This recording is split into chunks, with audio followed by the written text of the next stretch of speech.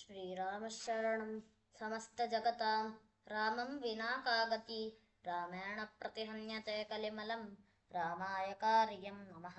ರಾಮಾತ್ರಸ್ಯತಿ ಕಾಲಭೀಮಭುಜಗೋ ರಾಮಸ್ಯ ಸರ್ವಂ ವಸೆ ರಾಮೇ ಭಕ್ತಿರಖಂಡಿತಾ ಭವತು ಮೇ ರಾಮತ್ವಮೇವಾಶ್ರಯಃ. ಮಹಾವ್ಯಾಕರಣಾಂಭೋಧಿಮಂಥಮಾನಸಮಂದರಂ ಕವಯಂತಂ ರಾಮಕೀರ್ತ್ಯಾ ಹನುಮಂತಮುಪಾಸ್ಮಹೇ.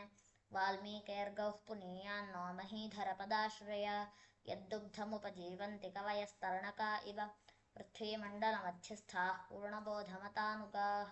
ವೈಷ್ಣವಾ ವಿಷ್ಣುಹೃದಯಾಸ್ತಾನ್ನಮಸ್ಯೆ ಗುರೂನ್ ಮಮ. ಶ್ರೀ ಗುರುಭ್ಯೋ ನಮಃ. ಹರಿ ಓಂ. ನಿನ್ನೆ ಉತ್ತರಕಾಂಡದ 36ನೇ ಸರ್ಗದವರೆಗೂ ಆಗಿತ್ತು. ಹನುಮಂತನ ಕಥೆಯನ್ನೆಲ್ಲ ನೋಡಿದ್ವಿ.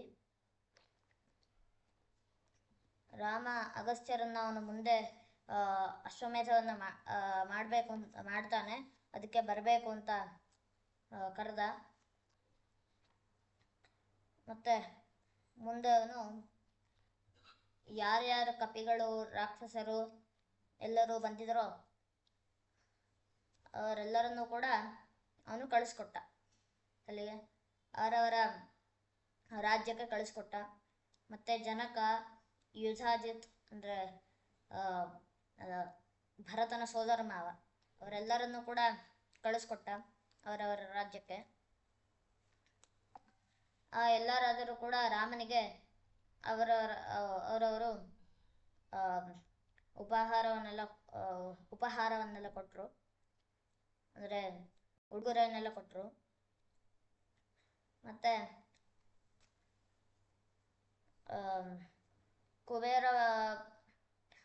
ಕುಬೇರ ಬಂದು ಪುಷ್ಪಕ ವಿಮಾನವನ್ನು ಮೊದಲು ರಾಮ ಕುಬೇರನಿಗೆ ಕೊಟ್ಟಿದ್ದ. ಕುಬೇರ ಮತ್ತೆ ಬಂದು ನನಗೆ ಬೇಡ ನೀನೇ ಇಟ್ಕೊ ಅಂತ ಹೇಳಿ ಪುಷ್ಪಕ ವಿಮಾನವನ್ನು ರಾಮನಿಗೆ ಕೊಟ್ಟ. ಮತ್ತು ರಾಮನಿಗೆ ಕೊಟ್ಟ.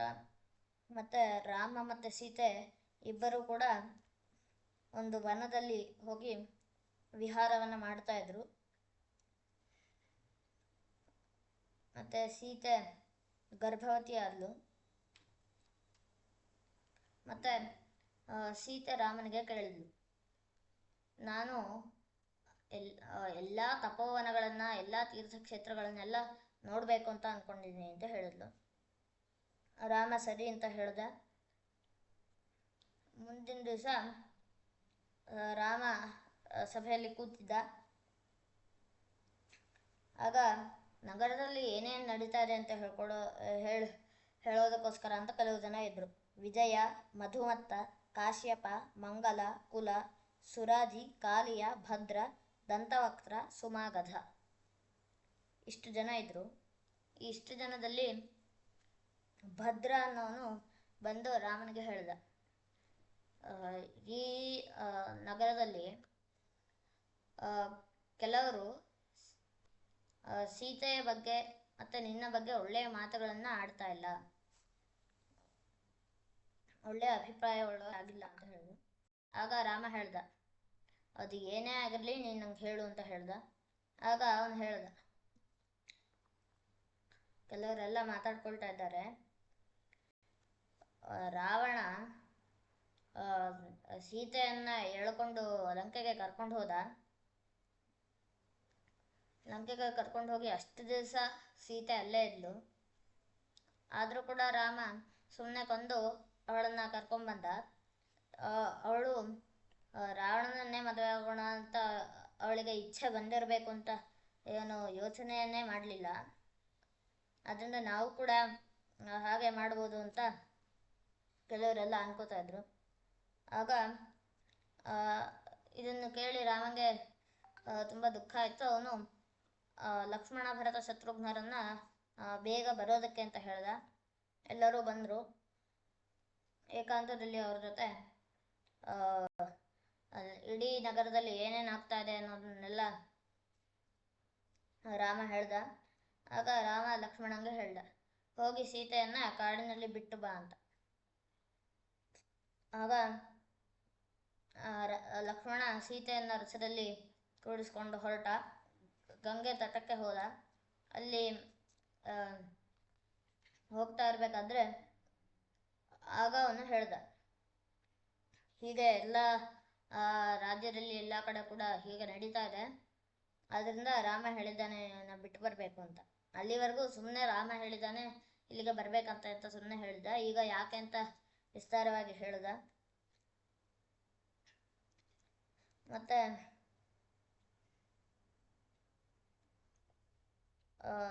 ಸೀತೆ ತುಂಬ ದುಃಖಿತಳಲ್ಲೋ. ಲಕ್ಷ್ಮಣ ಅವಳನ್ನ ಇನ್ನೊಂದು ತೀರದಲ್ಲಿ ಬಿಟ್ಟು ಅವನಲ್ಲಿಂದ ಹೊರಟ. ಇಲ್ಲಿ ಸೀತೆ ತುಂಬ ದುಃಖಿತಳಾಗಿದ್ಲು. ಕೆಲವು ಋಷಿಗಳೆಲ್ಲ ನೋಡಿದ್ರು ಅವಳನ್ನ. ಕೆಲವು ಋಷಿಗಳೆಲ್ಲ ಅವರ ಹತ್ರನೇ ಸೀತೆಯನ್ನ ಇಟ್ಕೊಂಡ್ರು. ಇದನ್ನ ಲಕ್ಷ್ಮಣ ಗಂಗಾ ನದಿಯನ್ನು ದಾಟ್ತಾ ಇರ್ಬೇಕಾದ್ರೆ ಆ ಋಷಿಗಳು ಕರ್ಕೊಂಡು ಹೋಗಿದ್ದನ್ನ ನೋಡ್ದ. ಗಂಗೆಯನ್ನು ದಾಟಿ ರಥದಲ್ಲಿ ಕೂತ್ಕೊಂಡು ಹೋಗ್ತಾ ಇದ್ದ. ಸಾರಥಿಯಾಗಿ ಸುಮಂತ್ರನೇ ಇದ್ದ. ಆಗ ಲಕ್ಷ್ಮಣ ತುಂಬ ದುಃಖಿತನಾಗಿದ್ದನ್ನು ನೋಡಿ ಸುಮಂತ್ರ ಹೇಳ್ದ, ಏನು ದುಃಖ ಏನು ಪಡಬೇಕಾಗಿಲ್ಲ, ಏನೇ ಮಾಡಿದ್ರು ಕೂಡ ಇದನ್ನು ತಪ್ಪಿಸೋದಕ್ಕೆ ಆಗ್ತಾ ಇರಲಿಲ್ಲ, ಯಾಕೆಂತಂದರೆ ಇದಕ್ಕೆ ಶಾಪನೇ ಇತ್ತು ಅಂತ ಹೇಳ್ದ.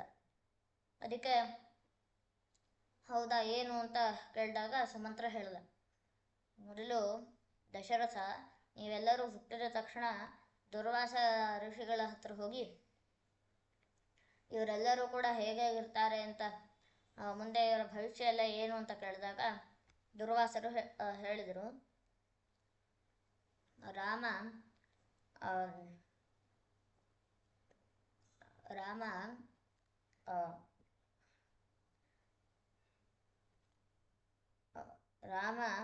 ಈಗ ಹುಟ್ಟಿದ್ದಾನೆ. ಅವನು ಅತೀ ಒಳ್ಳೆ ಕೆಲಸಗಳನ್ನೆಲ್ಲ ಮಾಡ್ತಾನೆ, ರಾವಣನ ಕೊಲ್ತಾನೆ ಅಂತೆಲ್ಲ ಹೇಳಿದ್ಮೇಲೆ ಮತ್ತೆ ಕೊನೆಗೆ ಹೇಳಿದ್ರು ಇವನಿಗೆ ಪತ್ನಿ ವಿಯೋಗ ಆಗುತ್ತೆ, ಇವನ ಹೆಂಡತಿ ಇವನ ಜೊತೆ ಜಾಸ್ತಿ ದಿವಸ ಇರೋದಿಲ್ಲ ಅಂತ ಹೇಳಿದ್ರು. ಮತ್ತೆ ಇವನ ತಮ್ಮಂದಿರು ಕೂಡ ಬೇಗ ಏನನ್ನ ಬಿಟ್ಟು ಹೋಗ್ತಾರೆ ಅಂತ ಹೇಳಿದಾಗ ಯಾಕೆ ಅಂತ ದಶರಥ ಕೇಳ್ದ. ಆಗ ಅವ್ರು ಹೇಳಿದ್ರು, ಮೊದಲು ರಾಕ್ಷಸರೆಲ್ಲ ದೇವತೆಗಳಿಂದ ಹೆದರ್ಕೊಂಡು ಭೃಗುವಿನ ಹೆಂಡತಿಯ ಹತ್ರ ಬಂದು ನಾವಿಲ್ಲಿರ್ತೀವಿ ಈ ಆಶ್ರಮದಲ್ಲಿ ಅಂತ ಹೇಳಿದ್ರು. ಆಗ ಭೃಗುವಿನ ಹೆಂಡತಿ ಆಗಲಿ ಅಂತ ಹೇಳಿದ್ಲು. ಆಗ ನಾರಾಯಣ ರಾಕ್ಷಸರನ್ನೆಲ್ಲ ಕೊಲ್ಲಬೇಕು ಅಂತ ಹೋದಾಗ ಭೃಗುಪತ್ನಿಯ ಪಾತಿವ್ರತ್ಯದಿಂದ ಕೊಲ್ಲೋದಕ್ಕಾಗಲಿಲ್ಲ. ಆದ್ದರಿಂದ ಭೃಗುಪತ್ನಿಯನ್ನೇ ಮೊದಲು ಕೊಂದು ಆಮೇಲೆ ಆ ರಾಕ್ಷಸರನ್ನ ಕೊಂದ. ನೋಡಿ ಭೃಗು ಋಷಿಗಳಿಗೆ ತುಂಬ ಕೋಪ ಬಂತು. ಆಗ ಅವರು ಶಾಪ ಕೊಟ್ಟರು, ನಿನಗೆ ಪತ್ನಿ ವಿಯೋಗ ಆಗಲಿ ಅಂತ. ಅವನೇ ಈಗ ಇಲ್ಲಿ ಹುಟ್ಟಿರೋದ್ರಿಂದ ಅವನಿಗೆ ಈಗ ಇಲ್ಲಿ ಪತ್ನಿ ವಿಯೋಗ ಆಗತ್ತೆ ಅಂತ ಹೇಳಿದ್ರು. ಈ ಕಥೆಯನ್ನು ಸುಮಂತ್ರ ಹೇಳ್ದ ಲಕ್ಷ್ಮಣಂಗೆ. ಮತ್ತೆ ಅಯೋಧ್ಯೆಗೆ ಬಂದ ರಾಮ ಲಕ್ಷ್ಮಣನಿಗೆ ರಾಜನೀತಿಯ ಉಪದೇಶವನ್ನು ಮಾಡ್ದ.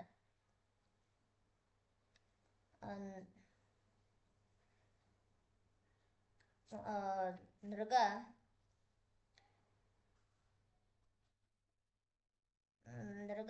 ಅಂತ ಒಬ್ಬ ರಾಜ ಇದ್ದ. ಆ ನೃಗ ಏನು ಮಾಡಿದ ಅಂತಂದರೆ ಎಲ್ಲರಿಗೂ ದಾನವನ್ನು ಕೊಡ್ತಾ ಇದ್ದ. ಸಾವಿರ ಹಸುಗಳನ್ನು ದಾನ ಕೊಡ್ತಾ ಇದ್ದ ಬ್ರಾಹ್ಮಣರು ಬಂದವ್ರಿಗೆ. ಒಬ್ಬನಿಗೆ 1000 ಹಸುಗಳನ್ನು ದಾನ ಮಾಡಿದ್ದ. ಮತ್ತು ಇನ್ನೊಬ್ಬನಿಗೆ ಆವಾಗಲೇ ಇನ್ನೂ 1000 ಹಸುಗಳನ್ನು ದಾನ ಮಾಡಿದ್ದ. ಒಬ್ಬ ಬ್ರಾಹ್ಮಣನ ಹಸು ಈ ಬ್ರಾಹ್ಮಣನ ಗುಂಪಲ್ಲಿ ಬಂದು ಸೇರ್ಕೋತು. ಅದನ್ನು ನೋಡಿ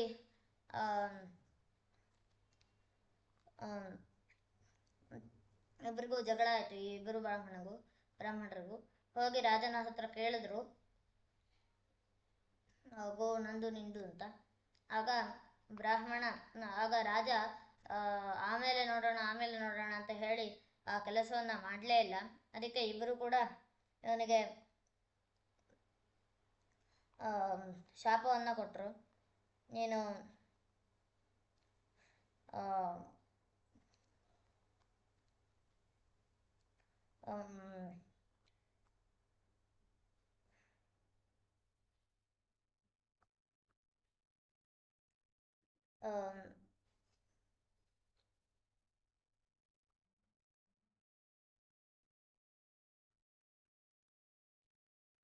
ಅವನಿಗೆ ಶಾಪವನ್ನು ಕೊಟ್ಟರು. ನೀನು ನಮ್ಮನ್ನು ನೋಡ್ತಾ ಇಲ್ಲ, ಆದ್ರಿಂದ ನೀನು ಓತಿಕೇತ ಆಗುವಂಥ ಶಾಪವನ್ನು ಕೊಟ್ಟರು. ಆಗ ಅವರು ಹೇಳಿದ್ರು, ಮುಂದೆ ಯದುವಂಶದಲ್ಲಿ ದೇವರೇ ಬಂದು ಅವತಾರ ಮಾಡ್ತಾನೆ, ಅವನು ನಿನ್ನನ್ನು ಶಾಪದಿಂದ ಮುಕ್ತಿಯನ್ನು ಕೊಡಿಸ್ತಾನೆ ಅಂತ ಹೇಳಿದ್ರು. ಮತ್ತು ನೃಗ ಅವನ ಮಗನಿಗೆ ರಾಜ್ಯವನ್ನು ಕೊಟ್ಟು ಅವನು ದೊಡ್ಡ ಬಾವಿಯಲ್ಲಿ ಹೋಗಿ ದೊಡ್ಡ ಬಾವಿಯನ್ನು ನಿರ್ಮಾಣ ಮಾಡಿಸಿ, ಅಂದರೆ ನೀರಿಲ್ಲದ ಬಾವಿಯನ್ನು ನಿರ್ಮಾಣ ಮಾಡಿ ಅಲ್ಲಿ ಹೋಗಿ ಅವನು ಸೇರಿಕೊಂಡ. ಅಲ್ಲಿ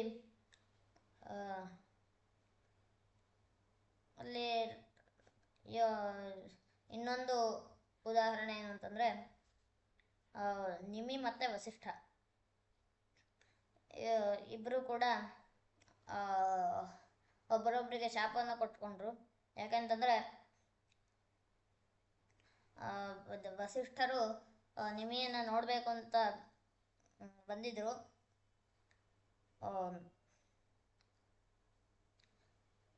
ಆಗ ಅವನು ಯಜ್ಞವನ್ನು ಮಾಡಬೇಕಾಗಿತ್ತು. ಅವನು ಗೌತಮರಿಂದ ಮಾಡಿಸಿದ್ದ, ವಸಿಷ್ಠರಿಂದ ಮಾಡಿಸಿರಲಿಲ್ಲ.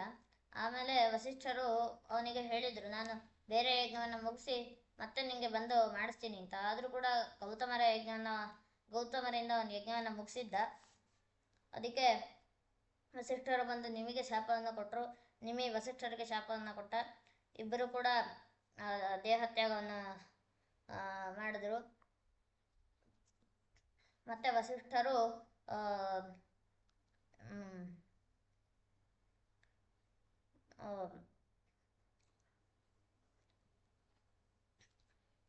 ಇಬ್ಬರು ಮತ್ತೆ ವರುಣನಿಂದ ಉರ್ವಶಿಯಿಂದ ವಸಿಷ್ಠರು ಹುಟ್ಟಿದ್ರು. ಆದರೆ ನಿಮಿ ಎಲ್ಲ ಪ್ರಾಣಿಗಳ ಕಣ್ಣಲ್ಲಿ ವಾಸವನ್ನು ಮಾಡ್ದ. ಮತ್ತು ಯಯಾತಿ ಶರ್ಮಿಷ್ಠೆಯನ್ನು ಮದುವೆ ಆಗಿದ್ದಕ್ಕೆ ಶುಕ್ರಾಚಾರ್ಯರು ಯಯಾತಿಗೆ ಶಾಪವನ್ನು ಕೊಟ್ಟರು. ಮತ್ತು ಬೇರೆ ಬೇರೆ ಉದಾಹರಣೆಗಳನ್ನೆಲ್ಲ ಕೊಟ್ಟು ರಾಮ ಅದರಿಂದ ರಾಜನೀತಿಯನ್ನು ಸರಿಯಾಗಿ ಪಾಲನೆ ಮಾಡಲೇಬೇಕು ಅಂತ ಹೇಳಿದ.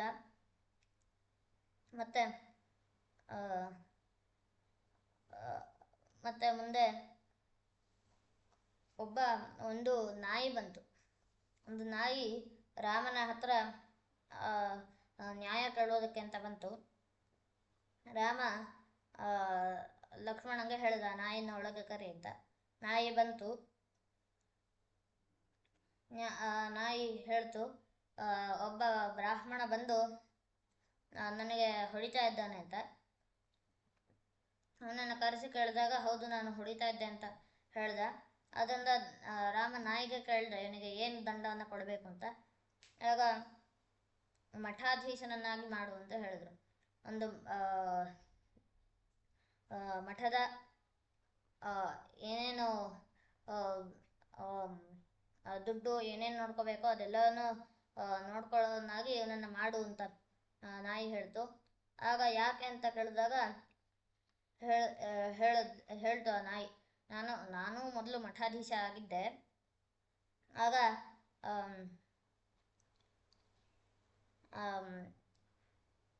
ನಾನು ಅಲ್ಲಿ ಎಲ್ಲವನ್ನು ಕೂಡ ನೋಡ್ಕೋತಾ ಇರಬೇಕಾದ್ರೆ ಒಬ್ಬರು ಬಂದು ಸ್ವಲ್ಪನೇ ದುಡ್ಡನ್ನು ಕೊಟ್ಟಿದ್ರು. ಅವರಿಗೆ ಸ್ವಲ್ಪ ತಪ್ಪು ಲೆಕ್ಕದಲ್ಲಿ ಮತ್ತೆ ಅವರಿಗೆ ಪ್ರಸಾದವನ್ನೆಲ್ಲ ಕೊಟ್ಟೆ. ಮತ್ತು ಇನ್ನೊಬ್ಬರು ಇನ್ನೇನೋ ಮಾಡಿದ್ರು. ಹಾಗೆ ತುಂಬ ಮೋಸಗಳೆಲ್ಲ ಆಯಿತು. ಹಾಗೆ ಮೋಸಗಳೆಲ್ಲ ಆಗಿ ಮತ್ತೆ ಆ, ನಾನಿಲ್ಲಿ ನಾಯಿಯಾಗಿ ಹುಟ್ಟಿದ್ದೀನಿ. ಇವನು ಮುಂದಿನ ಜನ್ಮದಲ್ಲಿ ನಾಯಿಯಾಗಿ ಹುಟ್ಟಲಿ, ಅದರಿಂದ ಇವನು ಈಗ ಮಠಾಧೀಶನಾಗಲಿ ಅಂತ ಹೇಳ್ತು. ಈ ಕಥೆಯನ್ನು ಕೆಲವರು ಪ್ರಕ್ಷಿಪ್ತ ಅಂತ ಹೇಳ್ತಾರೆ. ಈ ಎರಡು ಸರ್ಗದ ಕಥೆಯನ್ನು ಪ್ರಕ್ಷಿಪ್ತ ಅಂತ ಕೆಲವರು ಹೇಳ್ತಾರೆ, ಅದರಲ್ಲಿ ಪ್ರಕ್ಷಿಪ್ತ ಅಲ್ಲ. ಮತ್ತೆ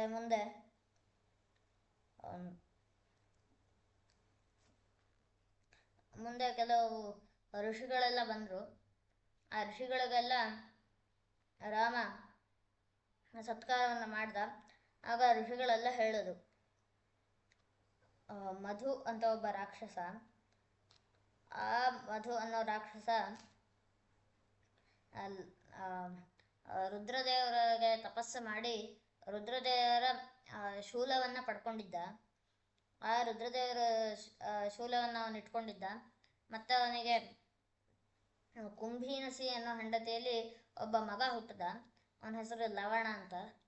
ಆ ಲವಣ ತುಂಬ ಕೆಟ್ಟವನಾಗಿದ್ದ. ಈ ಮಧು ಸತ್ತ ಮೇಲೆ ಆ ತ್ರಿಶೂಲವನ್ನು ಲವಣನೇ ಇಟ್ಕೊಂಡಿದ್ದಾನೆ. ಅವನು ಇವಾಗ ಎಲ್ಲಿ ನೋಡಿದ್ರು ಕೂಡ ಕೆಟ್ಟ ಕೆಲಸವನ್ನೇ ಮಾಡ್ತಾ ಇದ್ದಾನೆ. ಎಲ್ಲರಿಗೂ ಪೀಡೆಯನ್ನು ಕೊಡ್ತಾ ಇದ್ದಾನೆ. ಅದರಿಂದ ಅವನನ್ನು ಕೊಲ್ಲಬೇಕು ಅಂತ ರಾಮನಿಗೆ ಕೇಳಿದಾಗ ರಾಮ ಅವನ ತಮ್ಮಂದಿರಲ್ಲಿ ಯಾರಿಗಾದ್ರೂ ಒಬ್ಬರಿಗೆ ಕೆಲಸವನ್ನು ಒಪ್ಪಿಸ್ಬೇಕು ಅಂತ ನೋಡ್ದ. ಆಗ ಶತ್ರುಘ್ನ ಬಂದು ಹೇಳ್ದ, ಲಕ್ಷ್ಮಣ 14 ವರ್ಷವೂ ಕೂಡ ನಿನ್ನ ಜೊತೆ ಇದ್ದು ನಿನ್ನ ಸೇವೆಯನ್ನು ಮಾಡಿದ್ದಾನೆ. ಭರತ ನಂದಿಗ್ರಾಮದಲ್ಲಿದ್ದು ನಿನ್ನ ಸೇವೆಯನ್ನು ಮಾಡಿದ್ದಾನೆ. ನಾನು ಏನಾದರೂ ಮಾಡಬೇಕು, ಅದರಿಂದ ನಾನು ಈ ಕೆಲಸವನ್ನು ಮಾಡ್ತೀನಿ ಅಂತ ಹೇಳ್ದ. ಆದ್ದರಿಂದ ನೀನೇ ಲವಣಾಸುರನನ್ನು ಕೊಲ್ಲು ಅಂತ ರಾಮ ಹೇಳ್ದ ಶತ್ರುಘ್ನಗೆ. ಮತ್ತೆ ರಾಮ ಮಧು ಆಳಿದ ರಾಜ್ಯ ಆದ್ರಿಂದ ಆ ರಾಜ್ಯಕ್ಕೆ ಮಧುರ ಅಂತಲೇ ಹೆಸರಿತ್ತು. ಮತ್ತು ಅಲ್ಲಿ ಹೋಗಿ ಲವಣ ಅಕಸ್ಮಾತ್ ಇವನ ಮೇಲೆ ತ್ರಿಶೂಲವನ್ನು ಪ್ರಯೋಗ ಮಾಡಿದ್ರೆ ಇವನು ರಕ್ಷಣೆ ಮಾಡ್ಕೊಳ್ಬೇಕು ಅಂತ ಹೇಳಿ ರಾಮ ಒಂದು ಅಮೋಘವಾದ ಅಸ್ತ್ರವನ್ನು ಕೊಟ್ಟ. ಆಗ ಅವನು ಹೇಳ್ದ, ನಾನು ಇದರಿಂದ ರಾವಣನನ್ನು ಕೊಲ್ಲಬೇಕು ಅಂತ ಇದ್ದೆ, ಆದರೆ ಇಷ್ಟು ಅಮೋಘವಾದ ಅಸ್ತ್ರವನ್ನು ರಾವಣನ ಮೇಲೆ ಬಿಟ್ಟರೆ ಕೇವಲ ರಾವಣ ಅಲ್ಲ, ಇಡೀ ಲಂಕೆ ಸುಟ್ಟು ಹೋಗ್ತಾ ಇತ್ತು. ಅಷ್ಟು ಅಮೋಘವಾದ ಅಸ್ತ್ರ ಇದು. ಆದ್ದರಿಂದ ನಾನು ಅದನ್ನು ಅಲ್ಲಿ ಪ್ರಯೋಗ ಮಾಡಲಿಲ್ಲ. ಇಲ್ಲಿ ಲವಣಾಸುರನಿಂದ ನೀನು ಯಾವ ಬೇರೆ ಅಸ್ತ್ರವನ್ನು ಕೂಡ ಬಿಟ್ಟರೂ ಕೂಡ ಆ ತ್ರಿಶೂಲ ಬಂದು ನಿನ್ನ ಕೊಂದೇ ಕೊಲ್ಲುತ್ತೆ. ಆದ್ದರಿಂದ ನೀನು ಇದೇ ಅಸ್ತ್ರವನ್ನು ಬಿಡು ಅಂತ ಹೇಳಿ ಒಂದು ಅಮೋಘವಾದ ಅಸ್ತ್ರವನ್ನು ಕೊಟ್ಟ. ಮತ್ತೆ ಹೇಳ್ದ, ಈ ಅಸ್ತ್ರವನ್ನು ನಾರಾಯಣನೇ ಕೊಟ್ಟಿದ್ದು, ಅದನ್ನು ವಿಶ್ವಾಮಿತ್ರರು ನನಗೆ ಕೊಟ್ಟರು ಅಂತ ಹೇಳ್ದ. ಮತ್ತು ಇದನ್ನು ತಗೊಂಡು ಅಮೋಘವಾದ ಅಸ್ತ್ರವನ್ನು ಇಟ್ಕೊಂಡು ಸೇನೆಯನ್ನು ತಗೊಂಡು ಒಂದು ತಿಂಗಳು ಅಯೋಧ್ಯೆಯಲ್ಲೇ ಇದ್ದ. ಆಮೇಲೆ ಮತ್ತೆ ಮುಂದೆ ಹೋಗ್ತಾ ಇರಬೇಕಾದ್ರೆ ದಾರಿಯಲ್ಲಿ ವಾಲ್ಮೀಕಿ ಋಷಿಗಳು ಸಿಕ್ಕರು. ಅಲ್ಲಿ ಶತ್ರುಘ್ನನನ್ನು ಕರೆದು ಅವನಿಗೆ ಸತ್ಕಾರವನ್ನು ಮಾಡಿದ್ರು. ಅದೇ ಸಮಯದಲ್ಲೇ ಸೀತೆ 2 ಮಕ್ಕಳನ್ನು ಪಡೆದಳು, ಅವಳಿ ಜವಳಿ ಮಕ್ಕಳನ್ನು. ಆಗ ಇಬ್ಬರನ್ನು ಕೂಡ ರಕ್ಷಣೆ ಮಾಡೋದಕ್ಕೋಸ್ಕರ 2 ಮಕ್ಕಳನ್ನು ಕೂಡ ರಕ್ಷಣೆ ಮಾಡೋದಕ್ಕೋಸ್ಕರ ಬಂದರು. ಯಾಕೆ ಅಂತಂದರೆ ಆ ರಾಮ ಲಕ್ಷ್ಮಣರ ಮಕ್ಕಳನ್ನು ಕೊಲ್ಲೋದಕ್ಕೆ ಅಂತ ಬೇರೆ ರಾಕ್ಷಸರೆಲ್ಲ ಬಂದಿದ್ರು. ಆ ರಾಕ್ಷಸರೆಲ್ಲ ಬಂದು ಕೊಲ್ಲಬೇಕು ಅಂತ ಬಂದಾಗ ರಕ್ಷಣೆಯನ್ನು ಮಾಡಬೇಕು ಅಂತ ಒಬ್ಬನಿಗೆ ದರ್ಭೆಯಿಂದ, ಇನ್ನೊಬ್ಬನಿಗೆ ಹಸುವಿನ ಬಾಲದ ರೋಮ, ಅದರಿಂದ ರಕ್ಷಣೆಯನ್ನು ಮಾಡಿದ್ರು. ಆಮೇಲೆ ಅದರಿಂದ ಇವರಿಗೆ ರಕ್ಷಣೆ ಮಾಡಿದ್ದಕ್ಕೆ ಅದೇ ಹೆಸರನ್ನೇ ಇಟ್ಟರು. ದರ್ಭೆಯಿಂದ ರಕ್ಷಣೆ ಮಾಡಿದ್ದಕ್ಕೆ ಅವನಿಗೆ ಕುಶ ಅಂತ ಹೆಸರಿಟ್ರು. ಮತ್ತು ಇದರ ಯಾವುದು ಗೋವಿನ ಬಾಲದ ರೋಮಕ್ಕೆ ಲವ ಅಂತ ಕರೀತಾರೆ. ಅದರಿಂದ ಇನ್ನೊಬ್ಬನಿಗೆ ಲವ ಅಂತಾನೆ ಹೆಸರಿಟ್ರು. ಮತ್ತು ಅಲ್ಲಿ ಚ್ಯವನ ಋಷಿಗಳನ್ನು ಶತ್ರುಘ್ನ ಭೇಟಿ ಮಾಡ್ದ. ಆವಾಗ ಚ್ಯವನರು ಹೇಳಿದ್ರು, ಲವಣನ ಹತ್ರ ಇರೋ ಶೂಲ ಎಷ್ಟು ಶಕ್ತಿ ಉಳ್ಳದ್ದು ಅಂತಂದರೆ, ಆ ಒಂದು ಶೂಲದ ಪ್ರಭಾವದಿಂದ ಅವನು ಇಲ್ಲಿವರೆಗೂ ಸತ್ತೇ ಇಲ್ಲ. ಅವನು ಮೊದಲು ಯಾವಾಗ ಮಾಂಧಾತ, ಇವರ ವಂಶದಲ್ಲಿ ಮೊದಲು ಬಂದ ಮಾಂಧಾತ, ಆ ಮಾಂಧಾತನನ್ನು ಈ ಶೂಲದಿಂದ ಹೊಂದಿದ್ದ. ಅಂದರೆ ಆ ಸಮಯದಿಂದಲೂ ಕೂಡ ಲವಣ ಬದುಕೇ ಇದ್ದಾನೆ. ಅವನು ಈಗ ಇದ್ದಾನೆ, ಅವನನ್ನು ಹೋಗಿ ಕೊಲ್ಲಬೇಕು ಅಂತ ಹೇಳಿದಾಗ ಅವನ ತ್ರಿಶೂಲದ ಶಕ್ತಿ ಎಷ್ಟಿದೆ ಅಂತ ಹೇಳಿದ್ರು. ಮತ್ತು ತ್ರಿಶೂಲ ಹೆಂಗಿತ್ತು ಅಂತಂದರೆ, ಯಾರಾದರೂ ಒಬ್ಬರ ಮೇಲೆ ಬಿಟ್ಟರೆ ಆ ತ್ರಿಶೂಲ ಹೋಗಿ ಯಾರಿಗೆ ಬಡಿಯುತ್ತೋ ಅವರು ಅಲ್ಲೇ ಭಸ್ಮ ಆಗಿ ಮತ್ತೆ ಬಂದು ಲವಣನ ಕೈಗೆ ಬರ್ತಾಯಿತ್ತು. ಹೀಗೆ ಆ ತ್ರಿಶೂಲ ಇತ್ತು, ಅದನ್ನು ಹೇಳಿದ್ರು. ಮತ್ತು ಮಧುರ ರಾಜ್ಯಕ್ಕೆ ಬಂದ ಶತ್ರುಘ್ನ. ಅಲ್ಲಿಂದ ಬಂದು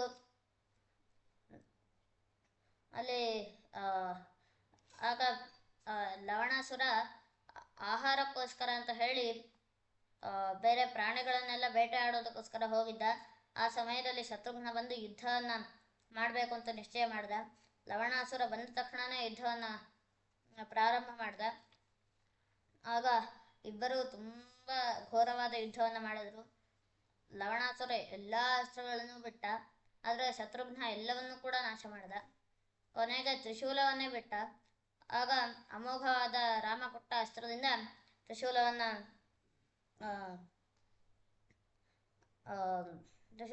ನಾಶ ಮಾಡ್ದ. ಆ ತ್ರಿಶೂಲ ಅಲ್ಲೇ ನಾಶ ಆಗಲಿಲ್ಲ, ಅಲ್ಲೇ ಅದು ಅದೃಶ್ಯ ಆಗಿ ಲವಣನಿಗೆ ಸೇರ್ದೇನೆ ಮತ್ತೆ ರುದ್ರದೇವರಿಗೆ ಸೇರ್ತು. ಮತ್ತು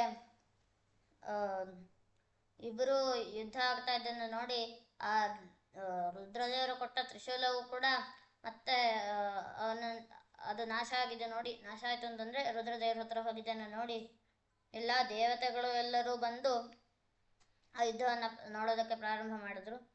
ಆಗ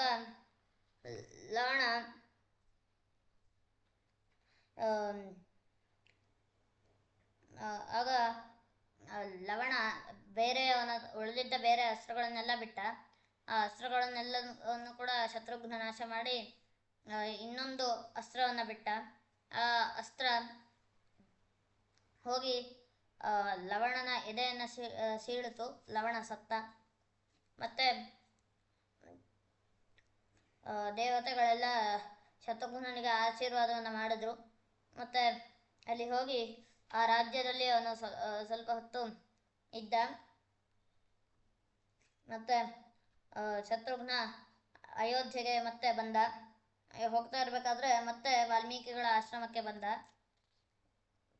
ಅಷ್ಟು ಹೊತ್ತಿಗೆ ಅವನು ಹೋಗಿ ಕೊಂದು ಅಲ್ಲಿ ಕೆಲವು ವರ್ಷ ಇದ್ದು ಮತ್ತೆ ಬರೋದ್ರೊಳಗೆ 12 ವರ್ಷ ಆಗಿತ್ತು. ಆಗ ಹುಟ್ಟಿದ ಇಬ್ಬರು ಕುಶ ಮತ್ತು ಲವರಿಗೆ ಈಗ 12 ವರ್ಷ ಆಗಿತ್ತು. ಅವರು ಬಂದು ಶತ್ರುಘ್ನನ ಮುಂದೆ ವಾಲ್ಮೀಕಿಗಳು ಬರೆದಿರುವಂಥ ಇಡೀ ರಾಮಾಯಣವನ್ನು ಹೇಳಿದ್ರು.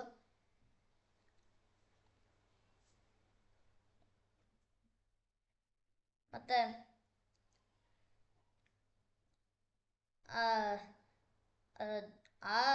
ಇದರಲ್ಲಿ ಅವನಿಗೆ ಆಶ್ಚರ್ಯ ಆಗಿದ್ದೇನು ಅಂತಂದರೆ, ಅವರು ಹೇಳ್ತಾ ಇದ್ದರಲ್ಲಿ ಇವಾಗ ಏನು ನಡೀತಾ ಇತ್ತೋ ಅದನ್ನು ಕೂಡ ಅವರು ಅಲ್ಲಿ ಹೇಳ್ತಾ ಇದ್ರು. ಅದನ್ನು ನೋಡಿ ಶತ್ರುಘ್ನನಿಗೆ ಆಶ್ಚರ್ಯ ಆಯಿತು. ಮತ್ತು ಅವನು ಅಲ್ಲಿಂದ ಹೊರಟ. ರಾಮನ ಹತ್ರ ಬಂದ. ಅಲ್ಲಿ 7 ದಿನ ಮತ್ತೆ ಅಯೋಧ್ಯೆಯಲ್ಲಿದ್ದು ಮತ್ತೆ ಮಧುರ ರಾಜ್ಯವನ್ನು ನೋಡ್ಕೊಳ್ಳೋದಕ್ಕೋಸ್ಕರ ಮತ್ತೆ ಇಲ್ಲಿಗೆ ಬಂದ. ಮತ್ತೆ ಮತ್ತೆ ಒಬ್ಬ ಬ್ರಾಹ್ಮಣ ಬಂದ. ಆ ಬ್ರಾಹ್ಮಣ ಒಬ್ಬ ಒಬ್ಬ ಅವನ ಮಗ ಸತ್ತಿದ್ದನ್ನ ರಾಮನ ಹತ್ರ ತಗೊಂಬಂದು ಹೇಳ್ದ, ಈ ನನ್ನ ಮಗ ಸತ್ತಿದ್ದಾನೆ ಅಂತ. ಆಗ ಯಾಕೆ ಅಂತ ರಾಮ ವಿಚಾರ ಮಾಡಿದಾಗ, ಯಾರೋ ಇಡೀ ರಾಜ್ಯದಲ್ಲಿ ಮಾಡಬಾರದ ಕೆಲಸವನ್ನು ಮಾಡ್ತಾ ಇದ್ದಾರೆ ಅಂತ ಗೊತ್ತಾಯ್ತು. ಆಗ ಎಲ್ಲ ಕಡೆ ಹುಡುಕ್ದ, ಎಲ್ಲೆಲ್ಲಿ ಯಾರೂ ಕೂಡ ಮಾಡದೇ ಮಾಡೋದು ಕಾಣಿಸ್ತಾ ಇರಲಿಲ್ಲ.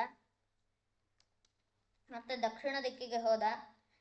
ದಕ್ಷಿಣ ದಿಕ್ಕಿಗೆ ಹೋದಾಗ ಅಲ್ಲಿ ಒಬ್ಬ ಶೂದ್ರ ತಲೆ ಕೆಳಗಾಗಿ ಬಿದ್ದು ತಪಸ್ಸನ್ನ ಮಾಡ್ತಾ ಇದ್ದ. ಯಾರು ಇವನು ಅಂತ ರಾಮ ಕೇಳ್ದ. ಆಗ ಶೂದ್ರ ಹೇಳ್ದ, ನನ್ನ ಹೆಸರು ಶಂಭೂಕ ಅಂತ,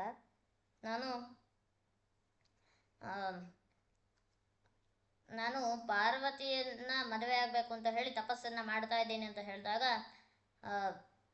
ರಾಮ ತಕ್ಷಣ ಒಂದು ದೊಡ್ಡ ಕತ್ತಿಯನ್ನು ತಗೊಂಡು ಅವನ ತಲೆಯನ್ನು ಅಲ್ಲೇ ಕಡ್ದ. ಅದನ್ನು ನೋಡಿ ದೇವತೆಗಳೆಲ್ಲ ರಾಮನಿಗೆ ನೀನು ಮಾಡಿದ್ದು ಒಳ್ಳೆ ಕೆಲಸ ಆಯಿತು ಅಂತ ಹೇಳಿ ದೇವತೆಗಳೆಲ್ಲ ಅಲ್ಲಿ ಪ್ರತ್ಯಕ್ಷರಾದರು. ಮತ್ತು ರಾಮ ಅಗಸ್ತ್ಯರ ಮನೆಗೆ ಹೋಗಿ ಮತ್ತು ಕೆಲವು ಆಭರಣಗಳನ್ನೆಲ್ಲ ಅಗಸ್ತ್ಯರಿಗೆ ಕೊಟ್ಟ. ಮತ್ತು ಅಗಸ್ತ್ಯರು ಹೇಳಿದ್ರು, ಒಬ್ಬ ಸ್ವರ್ಗದಲ್ಲಿ ಒಬ್ಬ ಇದ್ದಾನೆ, ಅವನ ಹೆಸರು ಶ್ವೇತ ಅಂತ. ಆ ಶ್ವೇತ ಅವನು ಒಂದಾ ಶವವನ್ನು ತಿಂತಾನೆ, ಇಲ್ಲ ಅವನ ದೇಹವನ್ನು ಅವನೇ ತಿಂತಾನೆ ಅಂತ ಹೇಳಿದ್ದನ್ನು ನೋಡಿ ರಾಮನಿಗೆ ಆಶ್ಚರ್ಯ ಆಯಿತು. ಯಾಕೆ ಅಂತ ಕೇಳಿದಾಗ ಅಗಸ್ತ್ಯರು ಹೇಳಿದ್ರು, ಅವನು ತುಂಬ ಯಜ್ಞಗಳನ್ನೆಲ್ಲ ಮಾಡಿದ್ದ, ಆದರೆ ಅನ್ನದಾನವನ್ನು ಮಾತ್ರ ಮಾಡಿರಲಿಲ್ಲ. ಆದ್ದರಿಂದ ಅವನಿಗೆ ಸ್ವರ್ಗಕ್ಕೆ ಬಂದರೂ ಕೂಡ ಹಸಿವಾಗ್ತಾ ಇದೆ. ಅದರಿಂದ ಏನು ಮಾಡಬೇಕು ಅಂತ ಅವನು ಬ್ರಹ್ಮದೇವರಿಗೆ ಕೇಳಿದ. ಆಗ ಬ್ರಹ್ಮದೇವರು ಒಂದು ಹಾರವನ್ನು ಕೊಟ್ಟರು ಅವನಿಗೆ. ಆ ಹಾರವನ್ನು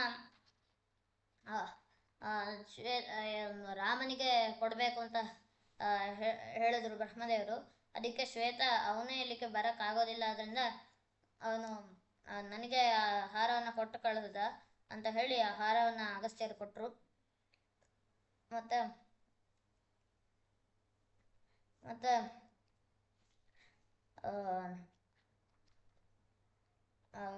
ಅಗಸ್ತ್ಯ ಆಶ್ರಮದಿಂದ ಅಲ್ಲಿ ರಾಮ ಹೊರಟ.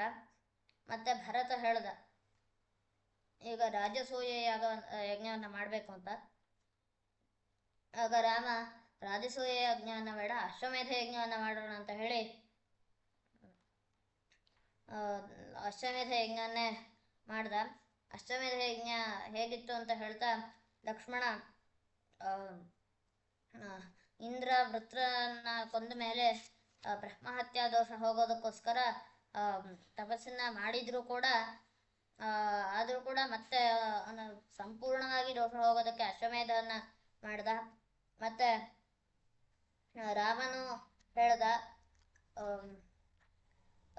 ಇಲೆಗೆ ಅಂದರೆ ಸುದ್ಯುಮ್ನ ಆಗಿರುವಂಥ ಅಂದರೆ ಸುದ್ಯುಮ್ನ ಇಲೆ ಸುದ್ಯುಮ್ನ ಆಗೋದಕ್ಕೋಸ್ಕರ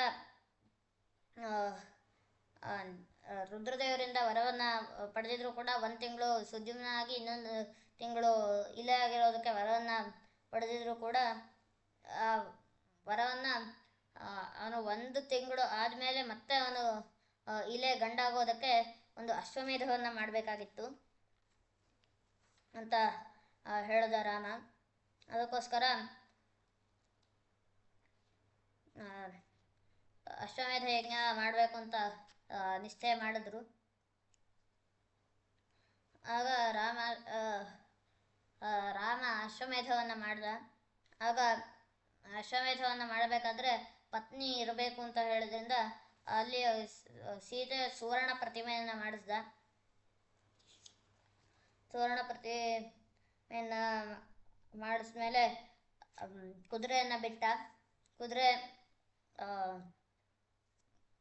ಎಲ್ಲ ಕಡೆ ಹೋಯಿತು. ಎಲ್ಲ ರಾಜರು ಕೂಡ ಕಾಣಿಕೆಯನ್ನು ಕೊಟ್ಟರು.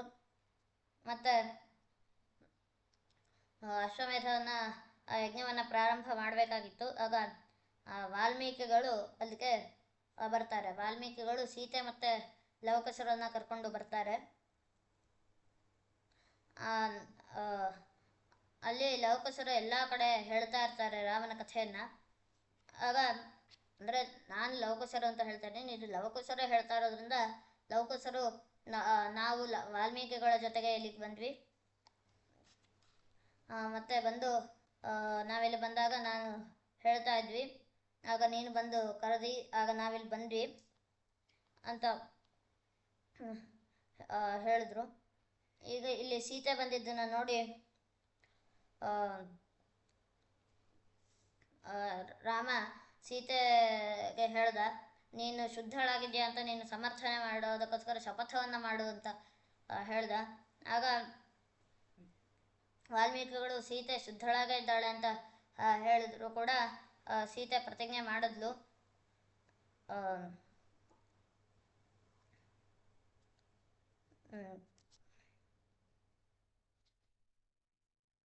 ಆಗ ರಾಮ ಹೇಳ್ದ ವಾಲ್ಮೀಕಿಗಳಿಗೆ, ನನಗೆ ಗೊತ್ತು ಇವಳು ಶುದ್ಧಳಾಗೇ ಇದ್ದಾಳಂತ, ಆದರೆ ಎಲ್ಲ ಜನರು ಕೂಡ ಇವಳು ಶುದ್ಧಳಾಗಿಲ್ಲ ಅಂತ ಹೇಳ್ತಾ ಇರೋದ್ರಿಂದ ನಾನು ಶುದ್ಧಿಗೋ ಸಮರ್ಥನೆ ಮಾಡೋದಕ್ಕೋಸ್ಕರ ಶಪಥವನ್ನು ಮಾಡು ಅಂತ ಹೇಳಿದೆ ಅಂತ ಹೇಳಿದಾಗ ಸೀತೆ ಶಪಥವನ್ನು ಮಾಡಿದ್ಲು.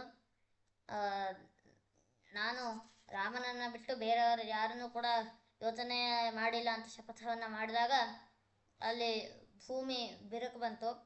ಮಧ್ಯದಿಂದ ಭೂದೇವಿ ಬಂದಳು. ಒಂದು ದೊಡ್ಡ ಸಿಂಹಾಸನ ಇತ್ತು. ಆ ಸಿಂಹಾಸನವನ್ನು ಶೇಷದೇವರೇ ಹೊತ್ಕೊಂಡಿದ್ರು. ಆ ಸಿಂಹಾಸನದಲ್ಲಿ ಭೂದೇವಿ ಕೂತಿದ್ಲು. ಭೂದೇವಿ ಬಂದು ಸೀತೆಯನ್ನು ಸಿಂಹಾಸನದಲ್ಲಿ ಕೂಡಿಸ್ಕೊಂಡು ಮತ್ತೆ ಭೂಮಿಯ ಒಳಗೆ ಹೋದರು. ಅದನ್ನು ನೋಡಿ ರಾಮನಿಗೆ ತುಂಬ ದುಃಖ ಆಯಿತು. ಆಗ ಬ್ರಹ್ಮದೇವರೇ ಬಂದು ಹೇಳಿದ್ರು, ಇನ್ನು ವಾಲ್ಮೀಕಿಗಳು ಮುಂದೆ ಏನೇನಾಗುತ್ತೆ ಅನ್ನೋದನ್ನು ಕೂಡ ಬರೆದಿಟ್ಟಿದ್ದಾರೆ, ಅದನ್ನು ಕೇಳು ಅಂತ ಹೇಳಿದ್ರು. ರಾಮ ಅದನ್ನು ಕೇಳ್ದ. ಅದನ್ನು ಕೇಳಿ ಮುಗಿಸಿದ ಮೇಲೆ ರಾಮ ರಾಮ